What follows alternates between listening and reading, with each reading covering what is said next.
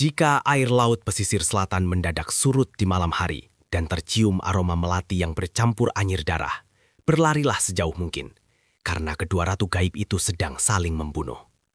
Malam itu seharusnya menjadi malam yang tenang bagi Kardi.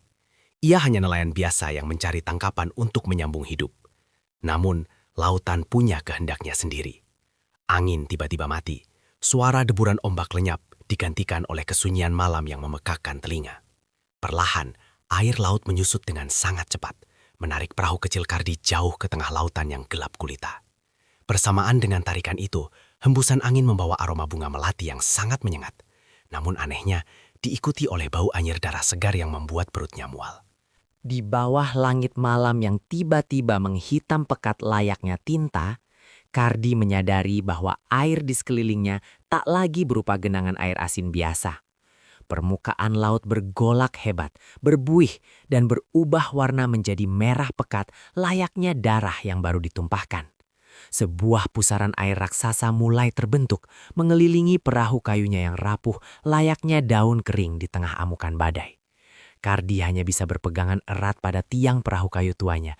Tubuhnya gemetar hebat menghadapi kengerian yang melampaui nalar manusia. Ia tak bisa berteriak, suaranya tercekat di tenggorokan saat melihat kedalaman pusaran berdarah itu memancarkan pendar cahaya merah yang mengerikan dari dasar samudra yang kelam. Dari dalam pusaran ombak darah tersebut, teriakan melengking memecah kebisuan malam. Bukan suara manusia, melainkan raungan ribuan makhluk yang telah lama terkunci di dasar samudra. Permukaan lautan darah itu pecah, memunculkan ribuan sosok siluman ular raksasa dengan sisi kehitaman yang mengkilap basah, berhiaskan mata merah yang menyala-nyala. Makhluk-makhluk itu meliuk-liuk ganas, merobek permukaan laut, membentuk barisan pertahanan mengerikan yang tak tertembus. Mereka mendesis dengan gaung yang membuat gendang telinga Kardi terasa akan pecah berkeping-keping. Sang nelayan renta itu kini menjadi saksi bisu kebangkitan pasukan gaib dari Ratu Pantai Selatan. Pasukan maut yang tak pernah boleh dilihat oleh mata manusia fana tanpa harus membayar dengan nyawa. Namun, kengerian belum mencapai puncaknya. Saat pandangan Kardi masih terpaku pada lautan darah di bawahnya, awan badai di langit malam tiba-tiba terbelah oleh pendar cahaya keemasan yang redup namun menyilaukan mata batin. Dari balik awan pekat yang bergulung-gulung, muncullah deretan kereta kencana gaib dari dimensi lain. Kereta-kereta itu ditarik oleh kuda-kuda bayangan bersayap hitam kelam yang mendengus mengeluarkan uap kabut tebal. Ini adalah pasukan dari penguasa gaib lainnya, sang ratu dari alam yang berlawanan, datang untuk menuntut kekuasaan absolut atas wilayah pesisir. Derak roda-roda emas itu bergesekan dengan pusaran udara, menciptakan suara gemuruh petir yang saling menyambar. Kardi terjepit tak berdaya di tengah-tengah. Dan perang besar itu pun pecah di depan mata kepalanya.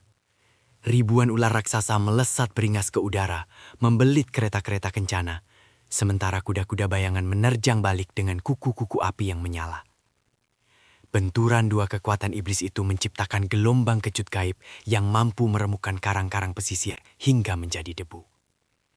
Darah dari siluman dan energi gelap dari pasukan kereta menghujani perahu Kardi layaknya hujan badai berdarah yang tak berkesudahan.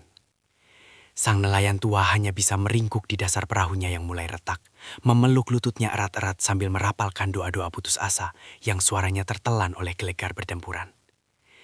Ia menyaksikan kehancuran alam gaib yang menyebarkan bau busuk kematian. Di puncak kekacauan maut tersebut, lautan dan awan seakan berhenti bernapas sejenak. Di ujung cakrawala yang gelap, menembus pekatnya awan badai dan kabut darah, dua siluet raksasa menjulang menyentuh langit tertinggi. Wujud sejati mereka tak bisa ditangkap oleh mata, hanya berupa bayangan wanita bermahkota gaib. Raksasa tak tertandingi yang mengendalikan pasukan mereka bagaikan bidak catur yang tak ada harganya. Kardi menatap kosong ke arah dua entitas penguasa itu, menyadari betapa kecil, rapuh dan tak berartinya manusia di hadapan para penguasa dimensi gelap. Setiap tatapan siluet itu memancarkan hawa dingin yang seketika membekukan aliran darah Kardi, membuat napasnya terasa ditarik paksa dari paru-parunya. Ketika sebuah benturan terakhir yang memekakkan telinga meledak di angkasa, sebuah benda jatuh terhempas dari langit kelam dan menancap keras di geladak perahu kayu Kardi.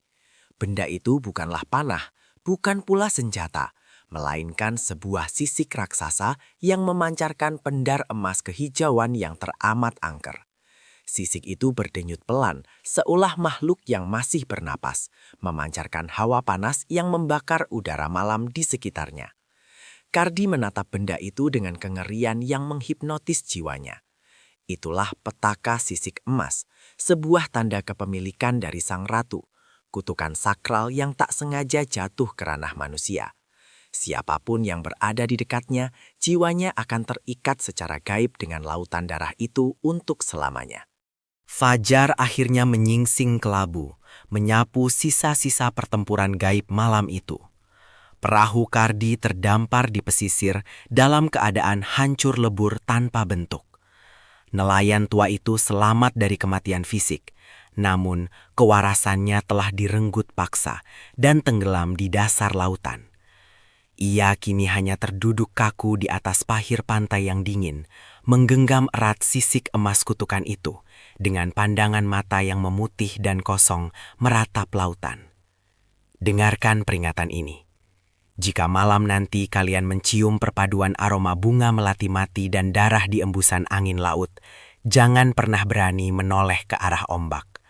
Cepatlah berlari, tutup rapat telingamu, dan berdoalah agar nyawamu tak ikut ditarik ke dalam perang dua ratu gaib.